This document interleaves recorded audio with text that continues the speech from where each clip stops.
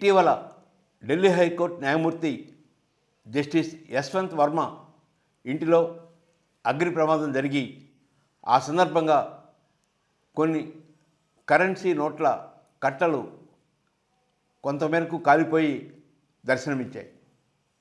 ఈ వార్త ఈరోజు దేశవ్యాప్తంగా ఒక సంచలనమైన వార్తగా మారింది. కరెన్సీ నోట్లు కొన్ని కట్టలుగా ఒక ఇంట్లో, ఒక న్యాయమూర్తి ఇంట్లో ఉండటం ఏమిటి, న్యాయ వ్యవస్థ ఇంత హీనస్థితికి చేరిందా అనే అనుమానాలు ప్రజలకి వస్తూ ఉన్నాయి. ఒకసారి మనం భారతదేశంలోని న్యాయ వ్యవస్థని పరిశీలిస్తే కింద హైకోర్టు జడ్జెస్ నుంచి సుప్రీంకోర్టు జడ్జెస్ దాకా ఒకవైపున అధికార పార్టీ నేతల, ముఖ్యమంత్రుల యొక్క అనుయాయులు, మరొక వైపున ఆయా న్యాయమూర్తుల యొక్క వారసులు, వీరు ఎక్కువ మంది నియమించబడటం చూస్తూ ఉన్నాం. అందుకనే 2014లో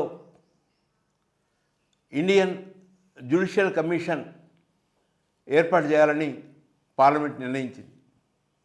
కానీ 2015లో 99వ రాజ్యాంగ సవరణని రద్దు చేసి సుప్రీంకోర్టు కొలీజియంని ముందుకు తీసుకొచ్చింది. కొలీజియంలో భారత ప్రధాన న్యాయమూర్తి మరియు మరొక 4 సీనియర్ న్యాయమూర్తులు సభ్యులుగా ఉండి వారు హైకోర్టు, సుప్రీంకోర్టు న్యాయమూర్తుల్ని నియమించడం కానీ బదిలీ చేయటం కానీ చేసే వ్యవస్థ ఈరోజు కొనసాగుతూ ఉంది.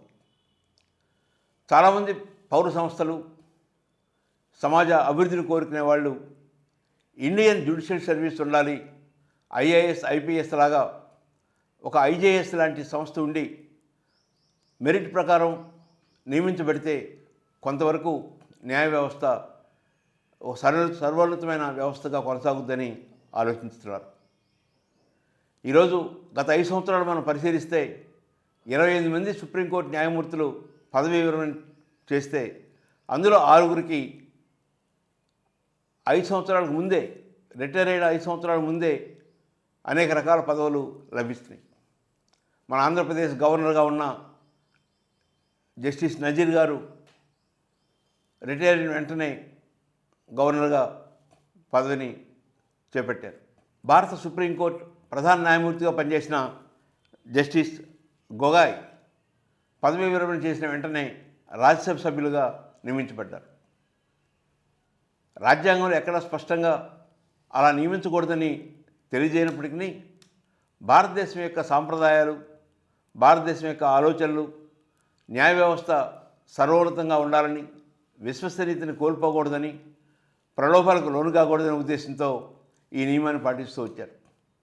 కానీ మోడీ పాలనలో ఆ నియమానికి స్వస్తి పలికి ఈరోజు 25 మంది పదవీ విరమణ చేస్తే అందులో 6గురు వివిధ పదవుల్లోకి తీసుకురావడం జరిగింది.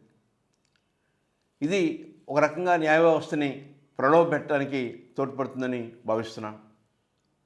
అదేవిధంగా ఇతర వ్యవస్థల్లో, రాజకీయ వ్యవస్థ కానీ ఇతర వ్యవస్థల్లో ఎలాంటి అవినీతి అవకాశం ఉంటుందో అలాంటి అవినీతి ఈరోజు సుప్రీంకోర్టు, హైకోర్టులో కూడా కొనసాగుతుందనే దానికి సూచికలు ఈరోజు అగ్ని ప్రమాదంలో నోట్ల కట్టలు బయటపడటం.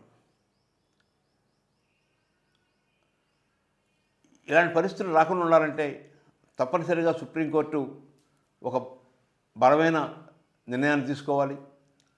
ఐజేఎస్ లాంటి, ఇండియన్ జ్యుడిషియల్ సర్వీస్ లాంటి సంస్థని ఏర్పాటు చేయాలి. దాని నేతృత్వంలోనే జిల్లా స్థాయి జడ్జెస్ని నియమించబడాలి. సీనియారిటీ ప్రకారం హైకోర్టు జడ్జెస్ గాను, ఆ తర్వాత సుప్రీంకోర్టు జడ్జెస్ గాను వారు రావడానికి అవకాశం ఉంటుంది. అలా కాకుండా రాజకీయ ప్రలోభాలతో కానీ లేదా కొలీజియం పేరుతో న్యాయమూర్తులు వారు ఇష్టం వచ్చినట్టుగా నిర్ణయాలు తీసుకోవడానికి కానీ అవకాశం ఇస్తే అవి వారసత్వాన్ని పెంచి పోషిస్తున్నాయి, అవి అనేక ప్రలోభాలకి లోనవుతున్నాయి.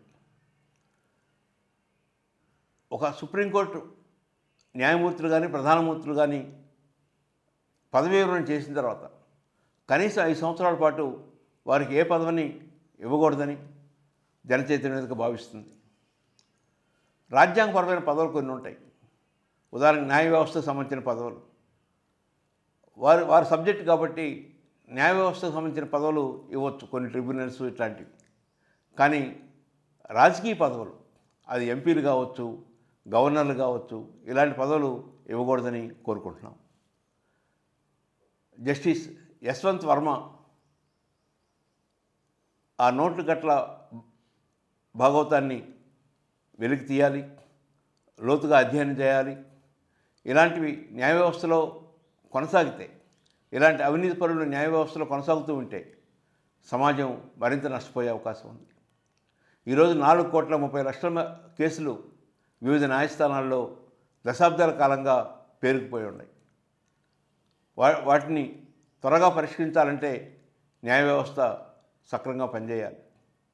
చాలామంది న్యాయమూర్తులు శనివారం, ఆదివారం రాగానే రకరకాల పుణ్యక్షేత్రాలకు వెళ్ళి అక్కడ మీడియా దగ్గరికి ప్రత్యక్షమై పేపర్లలో, టీవీల్లో, ఛానళ్ళలో వారు ప్రచారానికి వాడుకుంటున్నారు. కానీ ఆ శనివారం, ఆదివారాన్ని ఆయా సబ్జెక్ట్స్ని పరిశీలించడం కానీ, లేదా ఆయా కేసులను పరిశీలించడం కానీ, వాటికి సంబంధించిన నోట్స్ రాసుకోవటం కానీ, వాటికి సంబంధించిన తీర్పుల్ని డిక్టేట్ చేయటం కానీ, ఇలాంటి పనులు చేయకుండా వారు ఈ పుణ్యక్షేత్రాల వెంట వెళుతూ ఉన్నారు.